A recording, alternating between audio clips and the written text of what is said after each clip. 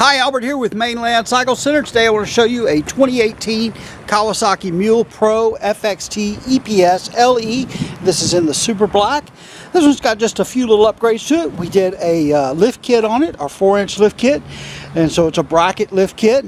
That lift kit, when you combine it with 28-inch wheels and tires, will get you 4.5 inches of lift. We also stiffened the springs on this one. Picks it up a little bit more. We also added the Kawasaki accessory rear bumper and then the Kawasaki accessory front brush guard.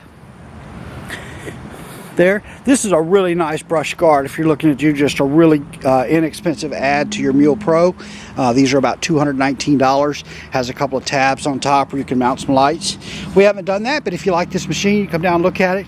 We can put some lights on there for you, no problem. We can do like a 20-inch light bar across the front, or we do a couple of individual lights mounted on there. Either way, we also upgraded the wheels and tires. So the stock wheel and tire was a 26-inch wheel and tire on a 12-inch wheel. Now we've got a 28-inch tall tire on a 14-inch wheel, and this is the STI HD6 wheel, 14-inch like I said, and then the STI Outback Max tires, 28, 10, 14s all the way around on this one.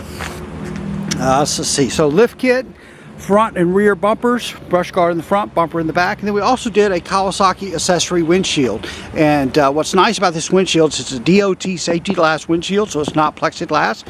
Holds up really well. It's also the Kawasaki KQR, or Kawasaki quick release, and so real easily without any tools you can remove this windshield if you wanted to. Now it also has some vents here in the top, so right up here there are some vents that you can open and close right there. There's one on each side. So that'll help get a little, relieve some of that negative pressure in the cabin that sometimes we can get.